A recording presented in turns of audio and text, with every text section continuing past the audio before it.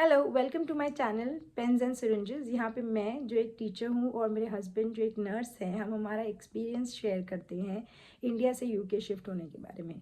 और आज का जो मेरा वीडियो है वो इस बारे में है कि एज अ कपल जो अबाउट 35 है, 2 बच्चों के साथ हम यहाँ पे शिफ्ट हुए हैं, is it worth moving from India to UK with 2 kids. तो आज हम ये डिस्कस करेंगे और इस सवाल का जवाब जानने से पहले हम कुछ चीज़ें यहाँ देखेंगे जो चेंजेस होते हैं या जो प्रोसेस रिक्वायर्ड होता है इंडिया से यूके शिफ्ट होने के लिए। तो सबसे पहले जो है हमने शिफ्टिंग में स्टार्ट किया था with immigration and visa requirements. तो इसमें मुझे कोई खास चैलेंज आए नहीं, और बिकॉज मेरे हस्बैंड एक नर्स है तो हमको जो हेल्थ चार्जेस होते हैं वो भी पे नहीं करना पड़ा था, तो हमारे लिए ये काफ़ी आसान हो गया था। जॉब अपॉर्चुनिटीज़, मेरे हस्बैंड ऑलरेडी यहाँ पे जॉब लेकर आए थे, इसीलिए इस बारे में हमने कोई दिक्कत हमको यहाँ पे हुई नहीं। तो मैं ये बोलूँगी कि जॉब अपॉर्चुनिटीज़ को लेके हमें कभी कोई स्ट्रगल नहीं हुआ। एंड मेरा ऐसा था कि मैं वहाँ पे इंडिया में एक टीचर थी, और यहाँ पे आने के बाद में ऑफकोर्स मैंने मेरे हस्बैंड से ज़्यादा चैलेंजेस देखे हैं। इवन यहाँ पे मुझे एक टीचिंग असिस्टेंट का काम ढूंढने में इतनी दिक्कत हुई थी कि उन लोगों ने पहले मुझे बोला था कि आपको यहाँ का एक्सपीरियंस चाहिए ही होगा, तो जब तक आप काम नहीं दोगे मुझे एक्सपीरियंस कहाँ से मिलेगा। तो उन लोगों ने मुझे बोला कि आप वॉलंटरली वर्क कीजिए, एटलीस्ट फॉर अ मंथ आप वॉलंटरली वर्क कीजिए, जो बिना पैसों के आपको काम करना होता है वॉलंटरली। तो मेरे लिए ये भी चैलेंजिंग था, क्योंकि मुझे अगर बच्चों को छोड़कर जाना है तो उनका चाइल्ड केयर फिर मैं कैसे पे करूँगी अगर मुझे खुद पैसे नहीं मिलेंगे तो। बट लकीली मुझे एक अपॉर्चुनिटी मिली जहाँ पे मेरा इंडिया का एक्सपीरियंस उन लोगों ने कंसिडर किया, काफ़ी इंटरव्यूज़ ली और मुझे टीचिंग असिस्टेंट की अपॉर्चुनिटी मिल गई। यहाँ पे आके मैंने थोड़ा सा मुझे लगा था कि ये वर्थ नहीं है आना यहाँ पे, क्योंकि मुझे एक स्ट्रगल सा हो रहा था और तब मुझे काफ़ी इमोशनल, मैं ड्रेन हो गई थी इमोशनली, और मुझे ऐसा लग रहा था कि मैं शायद इंडिया वापस जाना प्रेफर करूँगी। लेकिन ऑफ लेट लकीली मुझे सितंबर में पीजीसीई विद क्यूटीएस का एक कंडीशनल प्लेस ऑफर हो चुका है, तो उससे मुझे वापस से ये लगने लगा है कि it is worth moving to the UK, क्योंकि अपॉर्चुनिटीज़ जो है भले ही साल भर लग गया बट मुझे भी मिल गई।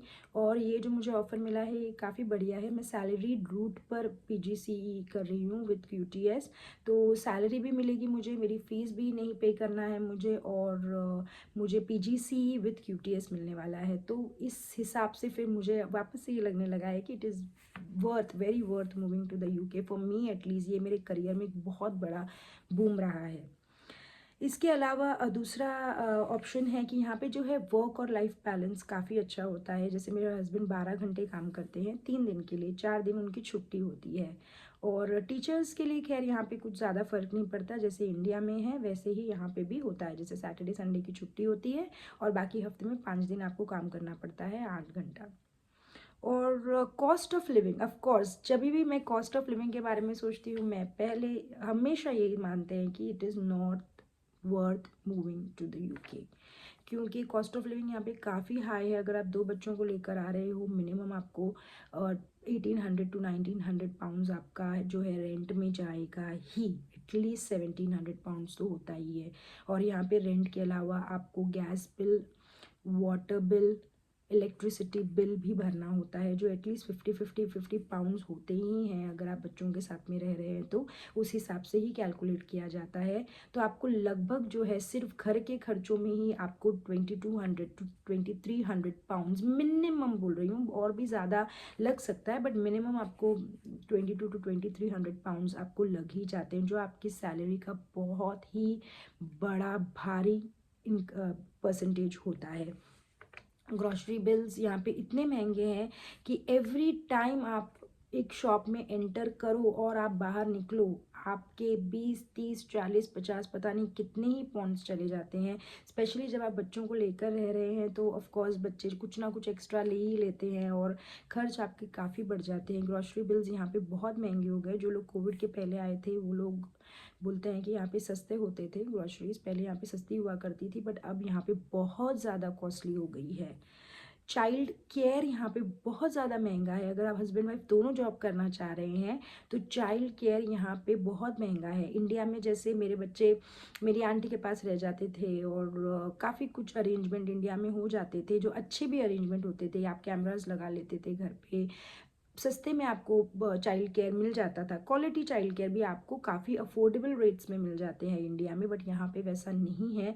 पर आवर मिनिमम आपको मिनिमम 6 पाउंड्स तो देने ही हैं। 5 पाउंड्स, 5 to 6 पाउंड्स आपको मिनिमम पर आवर देने ही पड़ते हैं। तो अगर आप बच्चे को 3 से 4 घंटे भी बाहर रख रहे हो, मैं उस बच्चे की बात कर रही हूँ जो स्कूल जाता है, तो उसके लिए, जैसे मेरे बच्चे स्कूल जाते हैं तो मिनिमम 5 to 6 पाउंड्स मुझे, जब अब तो फिलहाल मैं जॉब नहीं कर रही हूँ, लेकिन जब करूँगी तो एटलीस्ट मुझे 5 to 6 पाउंड्स उनके ऊपर खर्च करना पड़ेगा per hour.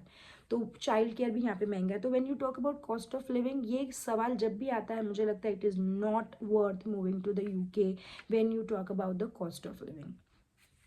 Education system for kids, ये अगर आप मेरा दूसरे और भी वीडियोस देखें, यहाँ पे मैंने हमेशा इनके एजुकेशन, UK एजुकेशन सिस्टम की सराहना की है, क्योंकि यहाँ पे जो है एजुकेशन फ्री है, खाना भी फ्री है। अभी इस साल फिलहाल और पिछले साल भी दिया गया था, आगे का मैं बता नहीं सकती, लंदन में एटलीस्ट फ्री है। और पढ़ाई भी यहाँ पे जो है बच्चों पे बहुत ज़्यादा ध्यान दिया जाता है, उनके डेवलपमेंट पे, उनके इंटरेस्ट पे, उनको क्या पसंद है, उनकी हॉबीज़ क्या है।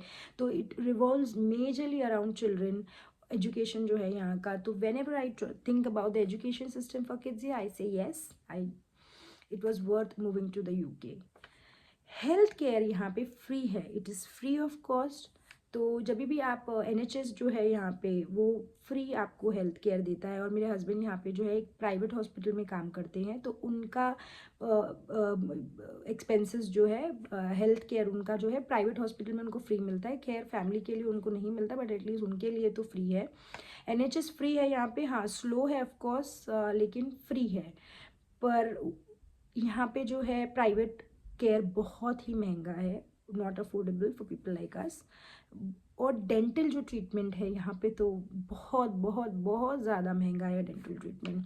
सो जब आप हेल्थ केयर की बात करो तो I will still give a thumbs up, क्योंकि यहाँ पे NHS जो है वो फ्री है और बहुत ही अच्छा ट्रीटमेंट NHS देती है। But at the same time health care में अगर आप प्राइवेट की बात करो और अगर आप डेंटल की बात करो तो I would say no, it's not worth coming, because private health care यहाँ पे नॉट अफोर्डेबल है, आपको बहुत ही ज़्यादा महंगा पड़ता है। क्वालिटी ऑफ लाइफ की जहाँ तक की बात है, मैं यहाँ पे एक थम्स अप और डाउन दोनों देना चाहूँगी, क्योंकि यहाँ पे एयर बहुत ही ज़्यादा साफ़ है, पोल्यूशन फ्री एयर है, और इंडिया के कंपैरिजन में काफ़ी क्लीन एयर है यहाँ पे। और आपको यहाँ पे इंडियन कम्युनिटीज़ काफ़ी मिलती है, जिन लोगों से आप दोस्ती कर सकते हो। कल्चरल इंटीग्रेशन यहाँ पे काफ़ी बढ़िया है, लोग यहाँ पे आपसे कुछ भी ऐसे सवाल नहीं कर सकते कि why are you this, why are you that, why are you doing this और why are you doing that. इसको यहाँ पे अच्छा नहीं माना जाता है। वर्क कल्चर भी यहाँ पे अच्छा होता है, खासा लोग आपके मुंह पे कभी कुछ नहीं बोलते।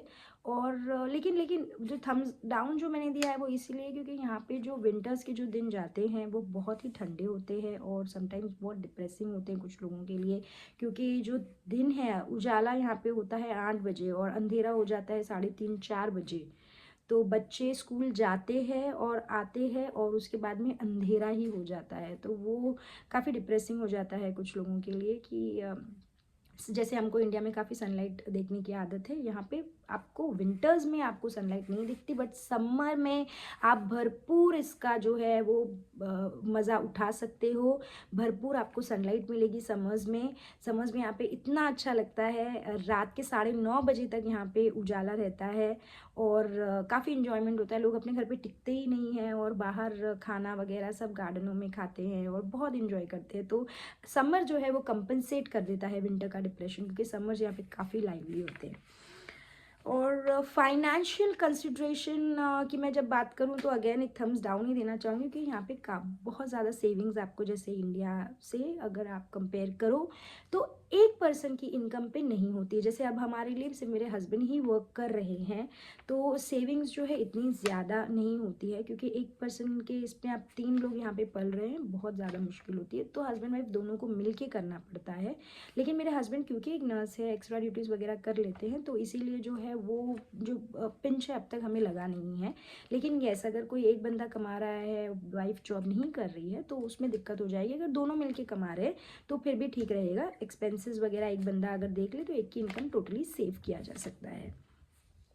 चैलेंजेस एंड एडजस्टमेंट्स अगर मैं आपको बोलूँ तो मैं स्टिल यहाँ पे थम्स अप ही दूंगी, क्योंकि हम यहाँ पे हमारी फैमिली को लेकर आए हैं, बच्चों के साथ आए हैं, तो हमें ऐसा खासा कोई चैलेंज जैसा हुआ नहीं है। बट येस ऑफ कोर्स मेरे बच्चे जो है वो रोते हैं अपने कजिन्स के लिए, अपने पुराने दिन याद करते हैं। जैसे मेरी 4 साल की बेटी भी रोती है कि I want to go back to India. तो है, ये सब सारी चीज़ें हैं, लेकिन आप इंडिया जा सकते हो जब आपका मन करे, आप जा सकते हो। 8 से 10 आवर की फ़्लाइट है, आप साल में एक बार तो जा ही सकते हो। तो साल में एक बार बच्चों को जो 1.5 महीने का वैकेशन मिलता है, ऑलमोस्ट समर वैकेशन में, तब आप जा सकते हो, इंडिया मिल सकते हो। और लेकिन चैलेंजेस एज सच अगर आप फैमिली को लेकर आ रहे हो तो नहीं होंगे आपको। और यहाँ पे एक और चीज़ ये भी अच्छी है कि यहाँ पे यूरोप पूरा नज़दीक है और आपको घूमने के लिए यहाँ पे बहुत सारी जगह है। आप स्विट्ज़रलैंड, पेरिस, जर्मनी जा सकते हो, टर्की जा सकते हो। और यहाँ पे जो लोग आते हैं, वो काफ़ी लोग यहाँ पे आते ही घूमने लगते हैं, क्योंकि यहाँ से सस्ता पड़ता है काफ़ी।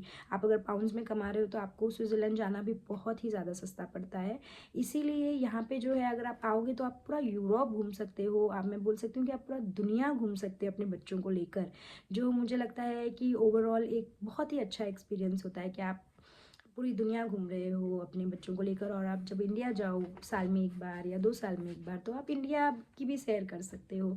तो ओवरऑल जो है मेरा एक्सपीरियंस, मैं बोलना चाहूँगी, it is worth coming to the UK with kids. अगर आप हस्बैंड वाइफ दोनों ही कमा रहे हो और अगर बच्चों का अच्छा भविष्य आपका लक्ष्य है, और आप जो है एडजस्टमेंट कर सकते हो थोड़ा बहुत, तो आपको यहाँ पे आना वर्थ रहेगा।